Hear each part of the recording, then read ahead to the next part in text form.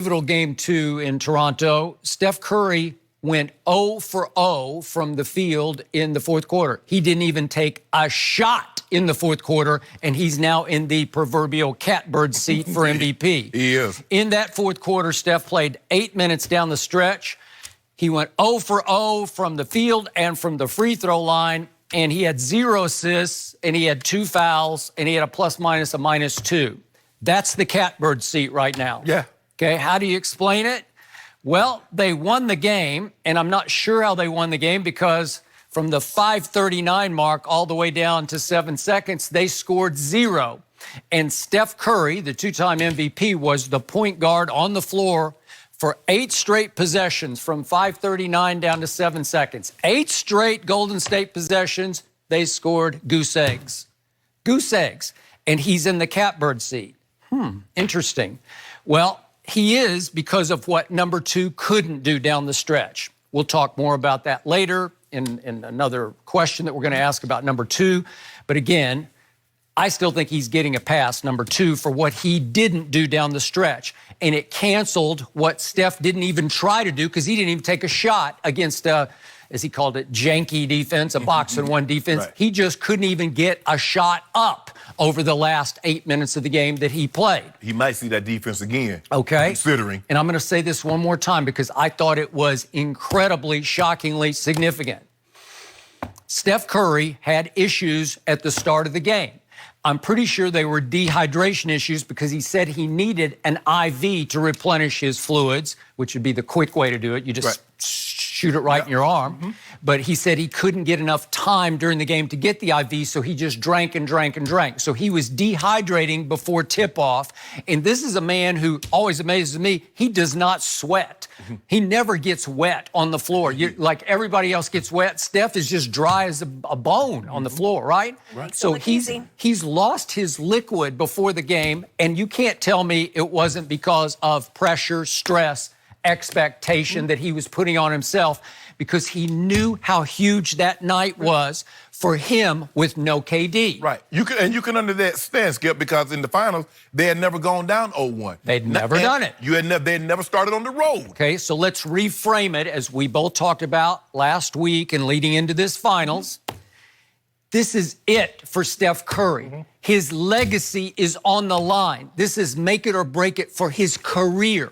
Now, looming before him are games 3 and 4 at home. They're by far the 2 biggest games of his life because there's no KD, we think. Right. And now it's very possible there's no Clay. Right. And this is just me on Clay.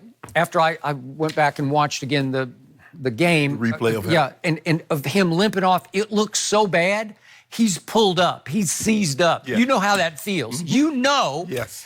It just looks bad. Right. So the MRI confirms it's strained or whatever it is. It's something's wrong with his hamstring. Right. It's not torn, but it's not right. Right. Will you tell me, can you just flip that switch? It's the one injury you can't gut through. Nope. You cannot gut through it. Knee tendonitis, we're going to talk about number 2 in his. You can sort of gut through that because it'll kind of stay right where it is. And if you get hot, if you Once get you rolling, get it warm, you're pretty good. You can go. But in this case, this guy, I just don't think he's going to be able to go. And if he tries to go, he's going to be limpy-gimpy. And if he pushes too hard in game 3 tomorrow night, it will go full-on ripped. Yep. Okay? So, Steph, you're on. It's your baby because you were the one who came up so small in games 5, 6, and 7 of the 2016 finals as you had a 3-1 lead. Correct. You had it. It was in your hands, in your house in 2 of those 3 games, right? 5 and 7 are in your house on your floor. And I hate to even keep bringing up the stats, but even game 7, he shoots 6 of 19. This is in his house against LeBron, Kyrie, and Kevin Love, obviously. 6 of 19 with Steph Curry, 4 of 14 from 3. And in the fourth quarter, he goes 1 of 6 from the floor, 1 of 5 from 3 with the crucial turnover that we talked about where he went behind the back hot dog into the 3rd row. It was a crucial killer. It opened the door for what was next? The chase down bicycle built for 2 block. Yeah. And finally, the Kyrie closer shot that won the finals for LeBron James. So the point is, he came up so small that right after that, he publicly handed his team over to Kevin Durant. Am I right? He said, we welcome you. It's now your team. So in other words, he pulled a, what was that? In 1937 when he abdicated the throne? Who? And the King of England. His father had passed away, and he wanted to marry an outsider who'd already been divorced. I didn't know where you were going with that. He abdicated his throne. So you said Steph Curry abdicated his throne but he didn't want to marry outside the throne. He just needed help, man. He didn't want to be the king anymore. He didn't want to be the king because he tried to be the king and he couldn't close as the king.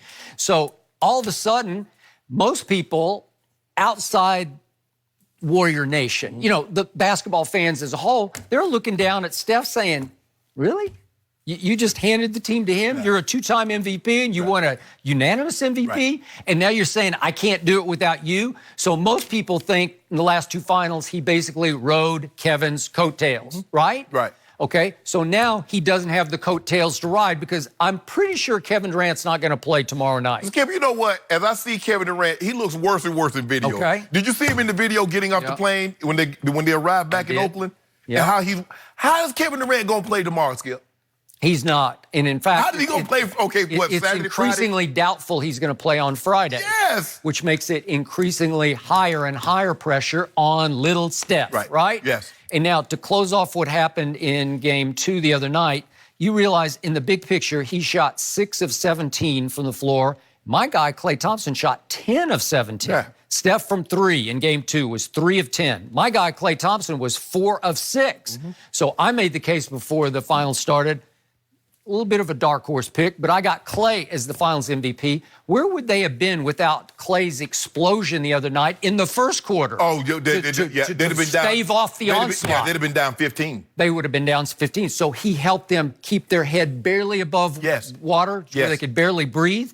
And by the way, he goes out with 8 minutes left. He had scored 25 points with 8 minutes remaining. Yes. Well, if he stays on the floor, I think that total is going to increase into the 30s. Yes. And he's going to be the star of the night. And maybe his MVP odds would have ticked up after that. But instead, he went out with 25, and he wound up the Golden State's high score for the night with 25 points because Steph managed only 23 total points. Right. But he's in the catbird seat. Well, Skip, right now, look, we knew coming into this finals without Kevin Durant that Steph Curry was going to be the sentimental favorite to win the finals MVP.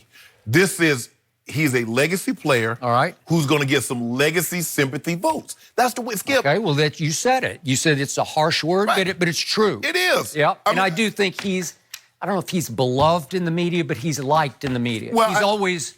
Yeah, he is. He's accessible, he's cordial, he's open, he's quotable. He's hard to dislike, Skip. He's hard because he's like a normal guy. I mean, this guy's 6'2". I mean, he's like a guy you see walking down the street. He's not this hulking, dominant 6'9" guy or a 7-foot Kevin Durant. He's not one of these guys. And people look at him like, oh, my son could grow up and be 6'2". He could shoot threes like Steph Curry. They're like, not going to be no 6'9". He's not going to be Michael Jordan, be able to defy gravity and hang in the air and do all that Kobe Bryant stuff. They look at Steph as like a normal guy. He is a normal guy. He is. Until he gets on the basketball court. And then he does globetrotter stuff. I've never seen anything like it. But Skip, what has been the story? Like I said, it took me a while to understand this. Getting into TV, it helps you understand this. Sports are really not about score. Sports are about stories. And what's been the stories with the Warriors is that Kevin Durant's been injured and Steph Curry has been the Steph Curry of old. That's the story. The narrative, as they call it. Yes. Yep. So now, here we are. No KD. I don't believe KD's going to play. Banged up Klay. Kevon Looney is out. Okay, we won one with Toronto. Okay, he brings this, they get this thing across the finish line. Steph Curry's getting the credit. Steph Curry's going to get that MVP. So to your point, Steph's tear in the last quarter and a game against Houston and the 4 games against Portland was the greatest tear of his career. Yes. I've never seen anything like it before. But it was what was left of a reeling Houston and Golden State was able to flip a new switch with no KD, and they just shell-shocked Houston. And I think it was more about Houston losing than Golden State winning, even though Steph was tremendous. And it's coming out now that there might have been some fabrics ripping behind the scenes in Houston. Between Harden and CP3. Right.